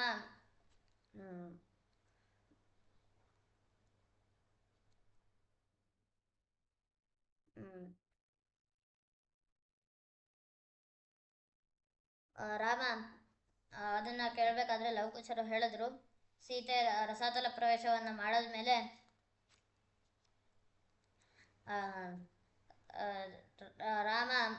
ರಾಮನ ತಾಯಿಯಾದ ಕೌಸಲ್ಯ, ಸುಮಿತ್ರೆ, ಕೈಕೇಯಿ ಇವರೆಲ್ಲರೂ ಕೂಡ ಸತ್ರು. ಮತ್ತು ಕೇಕಯ ದೇಶದಲ್ಲಿ ಕೇಕಯ ದೇಶದಿಂದ ಗಾರ್ಗ್ಯ ಋಷಿಗಳು ಬಂದರು. ಅಲ್ಲಿ ಗಂಧರ್ವ ದೇಶಕ್ಕೆ ಹೋಗಿ ಆಕ್ರಮಣವನ್ನು ಮಾಡಿ ನಿನ್ನ ಮಕ್ಕಳನ್ನ ಅಲ್ಲಿ ರಾಜರನ್ನಾಗಿ ಮಾಡುವಂತ ರಾಮ ಹೇಳಿದ್ರಿಂದ ಭರತ ಹೋಗಿ ಅಲ್ಲಿ ಗಂಧರ್ವ ದೇಶಕ್ಕೆ ಹೋಗಿ ಅಲ್ಲಿ ಆಕ್ರಮಣವನ್ನು ಮಾಡಿ ಅಲ್ಲಿ ಗಂಧರ್ವರನ್ನ ಸಂಹಾರವನ್ನು ಕೂಡ ಮಾಡಿ ಅಲ್ಲಿ ಹೋಗಿ ಅವನ ಮಕ್ಕಳನ್ನ ಅಲ್ಲಿ ರಾಜರನ್ನಾಗಿ ಮಾಡಿದ. ಯಾರು ಅಂತಂದರೆ ಅವನ ಮಕ್ಕಳು ಅಂಗದ ಮತ್ತು ಚಂದ್ರಕೇತು, ಇವರನ್ನು ಅಲ್ಲಿ ರಾಜರನ್ನಾಗಿ ಮಾಡ್ದ. ರಾಮ ಒಂದು ದಿವಸ ಇದ್ದಾಗ ಅಲ್ಲಿ ಕಾಲ ಅಂದರೆ ಯಮ ಬಂದು ಹೇಳ್ದ, ನಾನು ನಿನ್ನ ಜೊತೆ ಮಾತಾಡಬೇಕು, ನಾನು ನಿನ್ನ ಜೊತೆ ಮಾತಾಡ್ತಾ ಇರಬೇಕಾದ್ರೆ ಯಾರು ಮಧ್ಯದಲ್ಲಿ ಬರಬಾರ್ದು ಅಂತ ಹೇಳಿದ್ರು. ಆಗ ರಾಮ ಸರಿ ಅಂತ ಹೇಳಿ ಲಕ್ಷ್ಮಣನಿಗೆ ಹೇಳ್ದ, ಯಾರು ಒಳಗೆ ಬರದೇ ಇರೋ ಥರ ನೋಡ್ಕೊ ಅಂತ. ಆಗ ಯಮ ಹೇಳ್ದ, ಬ್ರಹ್ಮದೇವರು ಹೇಳಿದ್ದಾರೆ ನೀನು ಮತ್ತೆ ಬರಬೇಕು ಅಂತ ಬ್ರಹ್ಮದೇವರು ಪ್ರಾರ್ಥನೆ ಮಾಡ್ತಾ ಇದ್ದಾರೆ ಅಂತ ಯಮ ಬಂದು ರಾಮನಿಗೆ ಹೇಳ್ದ. ಆಗ ರಾಮ ಸರಿ ಅಂತ ಹೇಳ್ದ. ಅಷ್ಟು ಹೊತ್ತಿಗೆ ದುರ್ವಾಸ ಋಷಿಗಳು ಬಂದರು. ದುರ್ವಾಸ ಋಷಿಗಳು ಬಂದು ಲಕ್ಷ್ಮಣನಿಗೆ ನಾನು ಒಳಗೆ ಹೋಗಬೇಕು ಅಂತ ಹೇಳಿದ್ರು. ಆಗ ಲಕ್ಷ್ಮಣ ಹೇಳಿದ, ಇಲ್ಲ, ಹೀಗೆ ಮಾಡಿದ್ದಾರೆ, ಅದರಿಂದ ಒಳಗೆ ಹೋಗಬಾರ್ದು ಅಂತ. ಆಗ ದುರ್ವಾಸರಿಗೆ ಕೋಪ ಬಂದು ಹೇಳಿದ್ರು, ಅಕಸ್ಮಾತ್ ಏನಾದರೂ ನೀನು ಬಿಡಲಿಲ್ಲ ಅಂತಂದರೆ ಇಡೀ ವಂಶವನ್ನೇ ನಾನು ಇಲ್ಲಿಗೆ ನಿಲ್ಲೋ ಥರ ಮಾಡ್ತೀನಿ ಅಂತ ಹೇಳಿದ್ರು. ಆಗ ಲಕ್ಷ್ಮಣ, ನಾನು ಸತ್ರು ಪರವಾಗಿಲ್ಲ, ವಂಶ ಉಳಿಬೇಕು ಅಂತ ಹೇಳಿ ಒಳಗೆ ಹೋದ. ಅದನ್ನು ನೋಡಿ ಕಾಲನಿಗೆ ಕೋಪ ಬಂತು. ಇವನ್ನ ಕೊಲ್ಲಬೇಕು ಅಂತ ಅಂದರೆ ಯಮ ಹೇಳಿ ಅಲ್ಲಿಂದ ಹೊರಟ. ಆಗ ದುರ್ವಾಸರು ಬಂದಿದ್ದಾರೆ ಅಂತ ಗೊತ್ತಾದ ತಕ್ಷಣ ಯಮನನ್ನು ಅಲ್ಲಿ ಕಳಿಸಿ ರಾಮ ಮೊದಲು ಬಂದು ದುರ್ವಾಸರಿಗೆ ಸತ್ಕಾರವನ್ನು ಮಾಡಿದ. ಆಗ ದುರ್ವಾಸರು ಕೇಳಿದ್ರು, ಇಲ್ಲಿವರೆಗೂ ಮಾಡಿರಬಾರ್ದು, ಈಗ ಮಾಡಬಾರ್ದು ಅಂಥ ಅಡುಗೆಯನ್ನು ನನಗೆ ಮಾಡಿಸು, ನಾನು ಊಟ ಮಾಡಬೇಕು ಅಂತ ಹೇಳಿದ್ರು. ಆದ್ದರಿಂದ ರಾಮ ಆಗ್ಲೇ ಅವನ ಕೈಗಳಿಂದನೇ ಅಲ್ಲೇ ಸಿದ್ಧವಾಗಿರುವಂಥ ಎಲ್ಲ ಅಡುಗೆಯನ್ನು ಎಲ್ಲ ಏನೇನು ಊಟ ಮಾಡಬೇಕೋ ಅದೆಲ್ಲವನ್ನು ಕೂಡ ಅಲ್ಲೇ ತರಿಸಿಟ್ಟ. ಅದು ಮೊದಲು ಮಾಡಿದ್ದು ಆಗಿರಲಿಲ್ಲ, ಯಾಕೆಂತಂದರೆ ರಾಮ ಇವಾಗ ಮಾಡಿದ್ದು. ಇವಾಗ ಕೂತ್ಕೊಂಡು ಮಾಡಿದ್ದು ಆಗಿರಲಿಲ್ಲ, ಯಾಕೆಂತಂದರೆ ರಾಮ ಇವಾಗ ಕೂತ್ಕೊಂಡು ಅದನ್ನು ಸಮಯ ತಗೊಂಡು ಮಾಡಲಿಲ್ಲ, ಅಲ್ಲೇ ಕೊಟ್ಟಾದ್ರಿಂದ ಅದನ್ನು ದುರ್ವಾಸರು ತಗೊಂಡು ಮತ್ತೆ ಅಲ್ಲಿಗೆ ಹೋದರು, ಮತ್ತೆ ಅವರ ಆಶ್ರಮಕ್ಕೆ ಹೋದರು. ಆಮೇಲೆ ರಾಮ ಲಕ್ಷ್ಮಣನ ಏನು ಮಾಡಬೇಕು ಅಂತ ಯೋಚನೆ ಮಾಡಿದ ರಾಮ. ಮತ್ತೆ ರಾಮ ಲಕ್ಷ್ಮಣನಿಗೆ ಹೋಗಿ ದೇಹತ್ಯಾಗವನ್ನು ಮಾಡು ಅಂತ ಹೇಳ್ದ. ಲಕ್ಷ್ಮಣ ಹೋಗಿ ಸರಯೂ ನದಿಯಲ್ಲಿ ಹೋಗಿ ಅಲ್ಲಿ ಅವನ ಮೂಲ ರೂಪವನ್ನು ಧ್ಯಾನ ಮಾಡಿ ಅಲ್ಲಿಂದ ಶೇಷ ರೂಪವನ್ನು ತಗೊಂಡು ಮತ್ತೆ ಅಲ್ಲಿ ವೈಕುಂಠಕ್ಕೆ ಹೋದ. ಮತ್ತೆ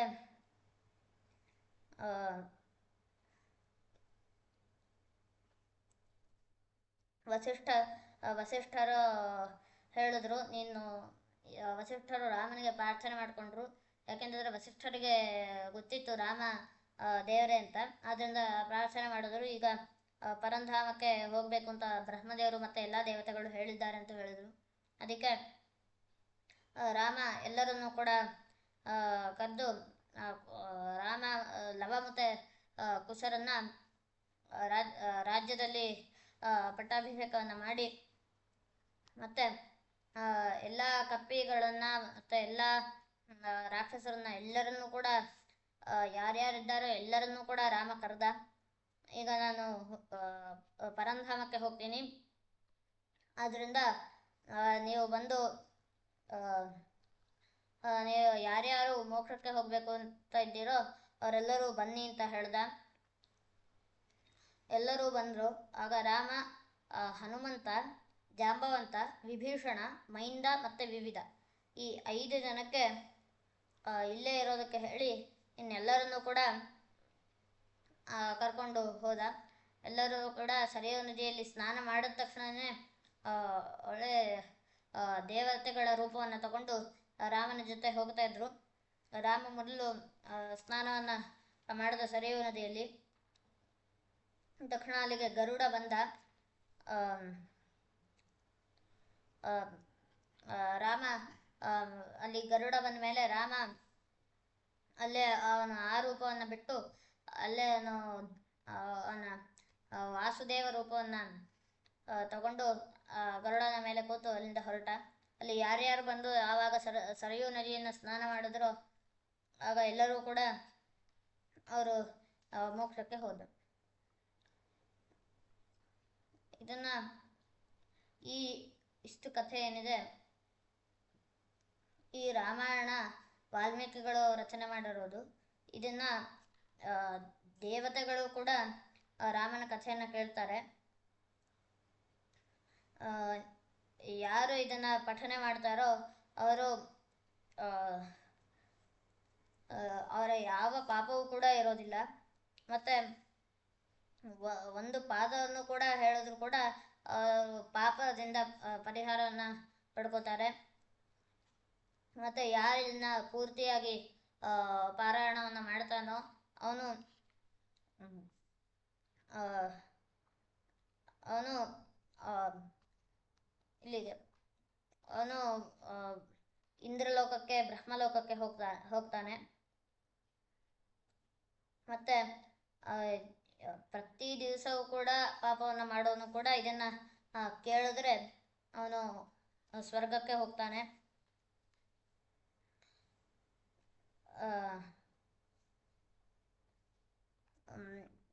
ಮತ್ತು ನೈಮಿಷಾರಣ್ಯ, ಕುರುಕ್ಷೇತ್ರ ಮೊದಲ ಎಲ್ಲ ತೀರ್ಥಕ್ಷೇತ್ರಕ್ಕೆ ಹೋಗಿದ್ದ ಫಲವು ಕೂಡ ಕೇವಲ ಇದನ್ನು ಕೇಳಿದ್ರೆ ಮಾತ್ರ ಬರುತ್ತೆ. ಇದು ವೇದಕ್ಕೆ ಸಮವಾದ ಅಂದರೆ ಆರುಷ ಪ್ರಯೋಗದಲ್ಲಿರುವಂಥ ಮತ್ತು ರಾಮನ ಬಗ್ಗೆ ವಿಸ್ತಾರವಾಗಿ ಹೇಳೋದ್ರಿಂದ ಇದು ಅತಿ ಪವಿತ್ರವಾದ ಗ್ರಂಥ ಆಗಿದೆ. ಮತ್ತು ಇದು ಗಾಯತ್ರಿಯ ಸ್ವರೂಪ ಆಗಿದೆ. ಗಾಯತ್ರಿಯಲ್ಲಿ 24 ಅಕ್ಷರ ಇದ್ದರೆ ಇಲ್ಲಿ 24,000 ಶ್ಲೋಕ ಇದೆ. ಮತ್ತು ಪ್ರತಿ 1000 ಶ್ಲೋಕಕ್ಕೂ ಕೂಡ ಗಾಯತ್ರಿಯ ಒಂದೊಂದು ಅಕ್ಷರ ಇದೆ. ಮೊದಲನೇ ಗಾಯತ್ರಿಯ ಮೊದಲನೇ ಅಕ್ಷರ ತ, ಇಲ್ಲೂ ಕೂಡ ಮೊದಲನೇ ಅಕ್ಷರ ತಪಸ್ವಾಧ್ಯಾಯ ನಿರತಂ ತ ಇಂದ ಪ್ರಾರಂಭ ಆಗುತ್ತೆ. ಹಾಗೆ ಇಡೀ ರಾಮಾಯಣವು ಕೂಡ ಹಾಗೆ ಪ್ರತಿ 1000 ಶ್ಲೋಕಕ್ಕೆ ಒಂದೊಂದು ಅಕ್ಷರ ಗಾಯತ್ರಿಯ ಅಕ್ಷರ ಇದೆ. ಅದರಿಂದ ಇದು ಗಾಯತ್ರಿಯ ವಿಸ್ತಾರದಂತೆ ಇದೆ. ಮತ್ತು ಇದನ್ನು ವಾಲ್ಮೀಕಿಗಳು ಇದನ್ನು ಬರೆದು ಮುಗಿಸ್ತಾ ಕೊನೆಗೆ ಹೇಳ್ತಾರೆ, ಏವಮೇತತ್ ಪುರಾವೃತ್ತಂ ಆಖ್ಯಾನಂ ಭದ್ರಮಸ್ತುವಃ ಪ್ರವ್ಯಾಹರತ ವಿಸ್ರಬ್ಧಂ ಬಲಂ ವಿಷ್ಣು ಪ್ರವರ್ಧತಾಂ. ಶ್ರೀಕೃಷ್ಣಾರ್ಪಣಮಸ್ತು. ಇವತ್ತು ಇಡೀ ರಾಮಾಯಣದ ಸಂಗ್ರಹವನ್ನು ಹೇಳ್ತೀನಿ. ರಾಮ ರಾಮ ವಾಲ್ಮೀಕಿಗಳು ಬಂದು ಹೇಳಿದ್ರು, ನಾರದರು ಬಂದು ವಾಲ್ಮೀಕಿಗಳಿಗೆ ಇಡೀ ಕಥೆಯನ್ನೆಲ್ಲ ಹೇಳಿದ್ರು. ವಾಲ್ಮೀಕಿಗಳು ಬರೆದ್ರು, ಲವಕುಶರು ಹಾಡಿದ್ರು. ರಾಮ ಏನು ಅಂತ ಕೇಳಿದಾಗ ಲವಕುಶರು ವಿಸ್ತಾರವಾಗಿ ಹೇಳ್ತಾ ಹೋದರು. ರಾಮ ದೇವತೆಗಳೆಲ್ಲ ದೇವರಿಗೆ ಪ್ರಾರ್ಥನೆಯನ್ನು ಮಾಡಿದ್ರು. ರಾಮ ಹುಟ್ಟಿದ ದಶರಥನಿಗೆ ಯಜ್ಞ ಮಾಡಿದಾಗ ದಶರಥನಿಗೆ ರಾಮ ಹುಟ್ಟಿದ. ಮತ್ತು ಲಕ್ಷ್ಮಣ ಭರತ ಶತ್ರುಘ್ನರು ಕೂಡ ಹುಟ್ಟಿದ್ರು.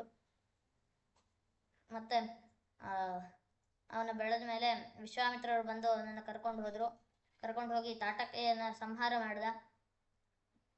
ಮತ್ತು ಮಾರೀಚ ಸುಬಾಹು ಮೊದಲಾದ ಮಾರೀಚನನ್ನು ಎಸೆದು ಸುಬಾಹು ಮೊದಲಾದ ರಾಕ್ಷಸರನ್ನು ಕೂಡ ಸಂಹಾರ ಮಾಡಿದ. ಮತ್ತು ಯಾರ್ಯಾರು ಅಲ್ಲಿ ಆ ಯಜ್ಞಕ್ಕೆ ಯಾರ್ಯಾರು ವಿಘ್ನ ಕೊಡೋದಕ್ಕೆ ಅಂತ ಬಂದಿದ್ರೋ ಆ ಎಲ್ಲರನ್ನೂ ಕೂಡ ಸಂಹಾರ ಮಾಡಿದ. ಮತ್ತು ಮಿಥಿಲೆಗೆ ಹೋಗ್ತಾ ಇರಬೇಕಾದ್ರೆ ದಾರಿಯಲ್ಲಿ ಅಹಲ್ಯೆಯನ್ನು ಉದ್ಧಾರ ಮಾಡ್ದ. ಮತ್ತು ಹೋಗಿ ಅಲ್ಲಿ ಧನುಸ್ಸನ್ನು ಕಟ್ಟಬೇಕಾದ್ರೆ ಧನುಸ್ಸನ್ನು ಮುರಿದು ಸೀತೆಯನ್ನು ವಿವಾಹ ಆದ. ಮತ್ತು ಬರ್ತಾ ಪರಶುರಾಮ ದೇವರ ಹೊಟ್ಟೆಯಲ್ಲಿದ್ದ ಅತುಲ ಅನ್ನೋ ರಾಕ್ಷಸನ್ನು ಸಂಹಾರ ಮಾಡ್ದ. ಮತ್ತು ಕೈಕೇಯಿ ವರವನ್ನು ಕೇಳಿದ್ರಿಂದ ರಾಮ ಕಾಡಿಗೆ ಹೊರಟ. ಅವ್ರ ಜೊತೆಗೆ ಲಕ್ಷ್ಮಣ ಮತ್ತು ಸೀತೆಯರು ಕೂಡ ಬಂದರು. ಹೋಗಿ ಚಿತ್ರಕೂಟಕ್ಕೆ ಹೋದರು. ಮಧ್ಯದಲ್ಲಿ ಗುಹ ಸಿಕ್ಕ. ಗುಹನ ಭೇಟಿಯಾಗಿ ಮತ್ತು ಭರದ್ವಾಜಾಶ್ರಮಕ್ಕೆ ಹೋಗಿ ಅಲ್ಲಿಂದ ಚಿತ್ರಕೂಟಕ್ಕೆ ಹೋದರು. ಚಿತ್ರಕೂಟಕ್ಕೆ ಹೋದ್ಮೇಲೆ ಅಲ್ಲಿ ಭರತ ಬಂದ. ದಶರಥ ಸತ್ತ ವಿಷಯವನ್ನೆಲ್ಲ ಹೇಳ್ದ. ಮತ್ತೆ ಬಾ ಅಂತ ಹೇಳ್ದ. ಆದರೆ ರಾಮ ಬರೋದಿಲ್ಲ ಅಂತ ಹೇಳ್ದ. ಮತ್ತು ರಾಮ ಪಾದುಕೆಯನ್ನು ಕೊಟ್ಟು ಕಳಿಸ್ದ. ಮತ್ತು ಭರತ ಹೋಗಿ ನಂದಿಗ್ರಾಮದಲ್ಲಿ ರಾಜ್ಯವನ್ನು ಆಳ್ದ. ಮತ್ತು ರಾಮ ದಂಡಕಾರಣ್ಯಕ್ಕೆ ಹೋದ. ಮತ್ತು ಅಲ್ಲಿ ವಿರಾಧನನ್ನು ಕೊಂದ, ಶರಭಂಗರನ್ನು ನೋಡ್ದ. ಮತ್ತು ಅಗಸ್ತ್ಯರ ತಮ್ಮ ಮತ್ತು ಸುತೀಕ್ಷ್ಣರನ್ನೆಲ್ಲ ಋಷಿತೀಕ್ಷ್ಣರ ಆಶ್ರಮಕ್ಕೆಲ್ಲ ಹೋದ. ಅಗಸ್ತ್ಯರು ಇವನಿಗೆ ಖಡ್ಗ, ಬಿಲ್ಲು, ಬಾಣಗಳನ್ನೆಲ್ಲ ಕೊಟ್ಟರು. ಮತ್ತು ಋಷಿಗಳ ಮುಂದೆ ಪ್ರತಿಜ್ಞೆಯನ್ನು ಮಾಡಿದ, ರಾಕ್ಷಸರನ್ನ ಕೊಲ್ತೀನಿ ಅಂತ. ಮತ್ತು ಮತ್ತು ಶೂರ್ಪಣಖೆಯನ್ನು ಲಕ್ಷ್ಮಣ ಶೂರ್ಪಣಖೆಯ ಮೂಗನ್ನು ಮತ್ತು ಕಿವಿಯನ್ನು ಕತ್ತರಿಸಿದ. ಮತ್ತು ರಾಮ ಖರ ತ್ರಿಶಿರಸ್ ದೂಷಣ ಮೊದಲಾದ ಎಲ್ಲ ರಾಕ್ಷಸರನ್ನು ಕೂಡ ಕೊಂದ. ಮತ್ತು ರಾವಣ ಬಂದು ಮಾರೀಚನಿಗೆ ಕೇಳಿದ. ಮಾರೀಚ ಮೊದಲು ಒಪ್ಕೊಳ್ಳಿಲ್ಲ, ಆದರೆ ಮತ್ತೆ ಬಂದು ಕೇಳಿದಾಗ ಮಾರೀಚ ಒಪ್ಕೊಂಡ. ಹೋಗಿ ಆಶ್ರಮಕ್ಕೆ ಹೋದ. ಮಾರೀಚ ಬಂಗಾರದ ಜಿಂಕೆ ರೂಪವನ್ನು ತಗೊಂಡ. ರಾಮ ಅದನ್ನು ಹಿಡಿಯೋದಕ್ಕೆ ಅಂತ ಹೋದ. ಮತ್ತೆ ಮಾರೀಚ ಮಾಡಿದ ಶಬ್ದದಿಂದ ಮತ್ತೆ ಲಕ್ಷ್ಮಣನೂ ಹೋದ. ಆಗ ರಾವಣ ಬಂದು ಸೀತೆಯನ್ನು ಅಪಹಾರ ಮಾಡಿಕೊಂಡು ಹೋದ. ಮತ್ತು ರಾಮ ಲಕ್ಷ್ಮಣರು ಹುಡುಕ್ತಾ ಇರಬೇಕಾದ್ರೆ ಜಟಾಯು ಸಿಕ್ಕಾನ್. ಜಟಾಯು ಏನೇನಾಯಿತು ಅದೆಲ್ಲವನ್ನು ಕೂಡ ಹೇಳ್ದ. ಮತ್ತು ಜಟಾಯುನ ಅಂತ್ಯ ಸಂಸ್ಕಾರವನ್ನು ಮಾಡಿ ಮತ್ತು ಕಬಂಧನನ್ನು ಕೊಂದ. ಮತ್ತು ಶಬರಿಗೆ ಹತ್ರ ಹೋದ. ಮತ್ತು ಹನುಮಂತ ರಾಮ ಲಕ್ಷ್ಮಣರನ್ನ ಸುಗ್ರೀವನ ಹತ್ರ ಕರ್ಕೊಂಡು ಹೋದ. ಸುಗ್ರೀವ ರಾಮ ಸುಗ್ರೀವನಿಗೆ ಸೀತೆಯ ಎಲ್ಲ ಕಥೆಯನ್ನು ಹೇಳ್ದ. ಸುಗ್ರೀವ ರಾಮನಿಗೆ ಬಾಲಿಯ ಕಥೆಯನ್ನೆಲ್ಲ ಹೇಳ್ದ. ಇಬ್ಬರು ಪ್ರತಿಜ್ಞೆಯನ್ನು ಮಾಡಿದ್ರು, ಸಖ್ಯವನ್ನು ಮಾಡಿದ್ರು. ಮತ್ತು ರಾಮ ಬಾಲಿಯನ್ನು ಕೊಂದ. ಮತ್ತು ಎಲ್ಲ ರಾಕ್ಷಸರನ್ನೆಲ್ಲ ಕರೆಸಿ ಎಲ್ಲ ವಾನರರನ್ನೆಲ್ಲ ಕರೆಸಿ ಸುಗ್ರೀವ ಕಳಿಸ್ದ ಎಲ್ಲ ಕಡೆ. ಆಗ ಹನುಮಂತ ಸಂಪಾತಿ ಹೇಳಿದ್ದನ್ನು ಕೇಳಿ ಹಾರದ ಸಮುದ್ರವನ್ನು. ಹೋಗ್ತಾ ಇರಬೇಕಾದ್ರೆ ಮಧ್ಯ ಮೈನಾಕವನ್ನು ಕಂಡ. ಮತ್ತು ಸುರಸೆಯನ್ನು ಕಂಡ. ಮತ್ತು ಸಿಂಹಿಕೆಯನ್ನು ಕೊಂದ. ಮತ್ತು ಲಂಕಿಣಿಗೆ ಮುಷ್ಟಿ ಪ್ರಹಾರವನ್ನು ಮಾಡ್ದ. ಹೋಗಿ ಹುಡುಕಿ ಮತ್ತೆ ಸೀತೆಯ ಹತ್ರ ಹೋಗಿ ಅಂಗುಲಿಯಕವನ್ನು ಕೊಟ್ಟು ಮತ್ತೆ ಅಲ್ಲಿಂದ ಚೂಡಾಮಣಿಯನ್ನು ತಗೊಂಡು ಎಲ್ಲ ರಾಕ್ಷಸರನ್ನೆಲ್ಲ ಕೊಲ್ತಾ ಬಂದ. ಅಕ್ಷಕುಮಾರನನ್ನು ಕೊಂದ. ಮತ್ತು ಇಂದ್ರಜಿತ್ತನ ಬ್ರಹ್ಮಾಸ್ತ್ರದಲ್ಲಿ ಬಂಧನಕ್ಕೆ ಒಳಗಾದಂತೆ ನಟನೆ ಮಾಡ್ದ. ಮತ್ತೆ ಹೋಗಿ ರಾವಣ ಇವನ ಬಾಲಕ್ಕೆ ಬೆಂಕಿ ಇಟ್ಟ. ಹೋಗಿ ಇಡೀ ಲಂಕೆಯನ್ನೇ ಸುಟ್ಟ. ಮತ್ತೆ ರಾಮನಿಗೆ ಬಂದು ಮತ್ತೆ ಹೇಳಿದೆ, ಇಲ್ಲಿ ಸೀತೆಯನ್ನು ನೋಡಿದೆ ಅಂತ ಎಲ್ಲ ಹೇಳ್ದ. ಅದನ್ನು ನೋಡಿ ರಾಮನಿಗೆ ತುಂಬ ಸಂತೋಷ ಆಯಿತು. ಮತ್ತು ಸೇತುವೆಯನ್ನು ಕಟ್ಟಿಸ್ದ ರಾಮ. ಮತ್ತು ಸೇತುವೆ ಮುಖಾಂತರ ಹೋಗಿ ಅಲ್ಲಿ ಎಲ್ಲ ರಾಕ್ಷಸರನ್ನು ಕೂಡ ಕೊಂದ. ಲಕ್ಷ್ಮಣ ಇಂದ್ರಜಿತ್ನನ್ನು ಕೊಂದ. ಲಕ್ಷ್ಮಣ ಅತಿಕಾಯನನ್ನು ಕೊಂದ. ರಾಮ ಮಕರಾಕ್ಷ, ಧೂಮ್ರಾಕ್ಷ ಎಲ್ಲರನ್ನು ಕೂಡ ಕೊಂದ. ಎಲ್ಲರನ್ನು ಕೊಂದ ಮೇಲೆ ಕೊನೆಗೆ ಕುಂಭಕರ್ಣನನ್ನು ಕೊಂದ. ಮತ್ತು ರಾವಣನನ್ನು ಕೊಂದ. ಮತ್ತು ಎಲ್ಲರನ್ನು ಕೊಂದ ಮೇಲೆ ಸೀತೆ ಬಂದಳು. ಸೀತೆಗೆ ಅಗ್ನಿ ಪ್ರವೇಶ ಮಾಡೋದಕ್ಕೆ ಅಂತ ಹೇಳ್ದ. ಅಗ್ನಿ ಪ್ರವೇಶವನ್ನು ಸೀತೆ ಮಾಡಿದ್ಲು. ಮತ್ತು ಅಲ್ಲೇ ವಿಭೀಷಣನ ಲಂಕೆಯಲ್ಲಿ ಅಲ್ಲೇ ಅಭಿಷೇಕವನ್ನು ಮಾಡ್ದ, ಪಟ್ಟಾಭಿಷೇಕವನ್ನು ಮಾಡ್ದ. ಮತ್ತು ಭರದ್ವಾಜಾಶ್ರಮಕ್ಕೆ ರಾಮ ಹೋದ. ಅಲ್ಲಿಂದ ಹೊರಟು ಭರದ್ವಾಜಾಶ್ರಮಕ್ಕೆ ಬಂದ. ಮತ್ತು ಅಲ್ಲಿ ಮತ್ತೆ ನಂದಿಗ್ರಾಮಕ್ಕೆ ಬಂದು ರಾಜ್ಯವನ್ನು ಆಳ್ದ. ಮತ್ತು ಅಗಸ್ತ್ಯರು ಬಂದು ರಾವಣನ ಸಂತತಿಯ ಕಥೆ ಮತ್ತು ಎಲ್ಲ ಹನುಮಂತನ ಕಥೆಯನ್ನೆಲ್ಲ ಹೇಳಿದ್ರು.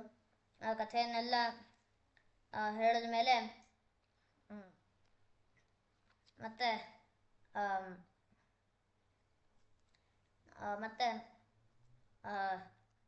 ರಾಮ ಎಲ್ಲರನ್ನೂ ಕೂಡ ಎಲ್ಲ ಋಷಿಗಳನ್ನು ಎಲ್ಲ ರಾಜರನ್ನೆಲ್ಲ ಕಳಿಸ್ದ.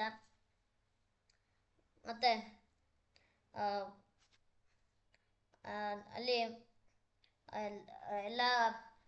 ಎಲ್ಲ ಜನರು ಕೂಡ ಸೀತೆಯ ಬಗ್ಗೆ ಕೆಟ್ಟದಾಗಿ ಮಾತಾಡ್ತಾ ಇದ್ದಿದ್ದನ್ನು ಕೇಳಿ ಲಕ್ಷ್ಮಣ ಸೀತೆಯನ್ನು ಹೋಗಿ ಬಿಟ್ಟು ಬರೋದಕ್ಕೆ ರಾಮ ಹೇಳ್ದ. ಲಕ್ಷ್ಮಣ ಹೋಗಿ ಬಿಟ್ಟು ಬಂದ.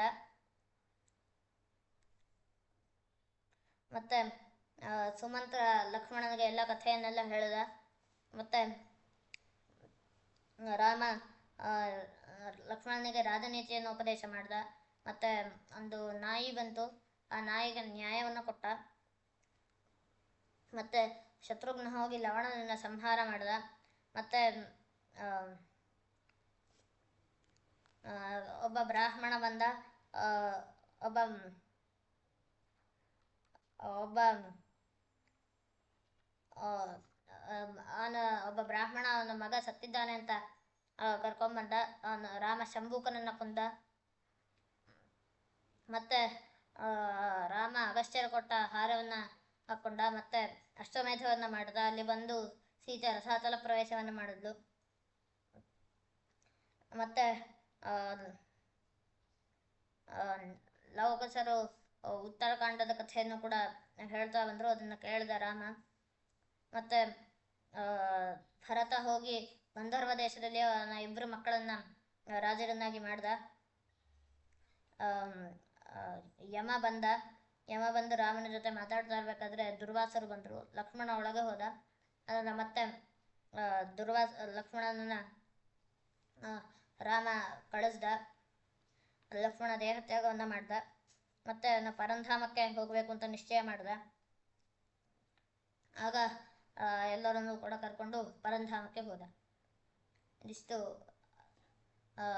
ರಾಮಾಯಣದ ಸಂಗ್ರಹ. ಮತ್ತು ಇಲ್ಲಿಗೆ ಯುಗಾದಿಯಿಂದ ಇವತ್ತು ರಾಮನವಮಿ, ಇವತ್ತಿನವರೆಗೂ ನಾನು ಯಥಾಮತಿ ವಾಲ್ಮೀಕಿ ರಾಮಾಯಣವನ್ನು ಹೇಳಿದ್ದೀನಿ. ಇದಕ್ಕೆ ಮೊದಲು ನಾನು ಹೀಗೆ ಮಾಡಬೇಕು ಅಂತ ಪೇಜಾವರ ಮಠಾಧೀಶರಾದ ವಿಶ್ವಪ್ರಸನ್ನ ತೀರ್ಥರ ಆಜ್ಞೆಯನ್ನು ಕೊಟ್ಟರು. ಅವರು ಆಜ್ಞೆ ಮಾಡಿದ್ದಕ್ಕೋಸ್ಕರ ನಾನು ಇದನ್ನು ಹೇಳಿದ್ದೀನಿ. ಮತ್ತು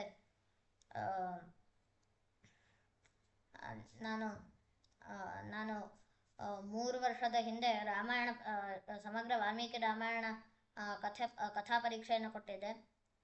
ಅದಕ್ಕೆ ತಯಾರು ಮಾಡಿದ ನನ್ನ ಪೂರ್ಣಪ್ರಮತಿ ಶಾಲೆಯ ಅಧ್ಯಾಪಕರಿಗೆ ನಾನು ಕೃತಜ್ಞತೆಯನ್ನು ಸಲ್ಲಿಸ್ತೀನಿ. ಮತ್ತು ನಾನು ಇಲ್ಲಿ ಹೇಳೋದಕ್ಕೂ ಸಹಕಾರ ಕೊಟ್ಟಿರುವಂಥ ತಂದೆ ತಾಯಿ ಮತ್ತು ಇನ್ನು ನಮ್ಮಿಕ್ಕ ಎಲ್ಲರಿಗೂ ಕೂಡ ಮತ್ತು ಕೇಳಿದ ಎಲ್ಲರಿಗೂ ಕೂಡ ಧನ್ಯವಾದನ ಸಮರ್ಪಣೆ ಮಾಡ್ತಾ ಇಲ್ಲಿ ಉಪಸಂಹಾರವನ್ನು ಮಾಡ್ತೀನಿ. ಶ್ರೀಕೃಷ್ಣ ಅರ್ಪಣಮಸ್ತು.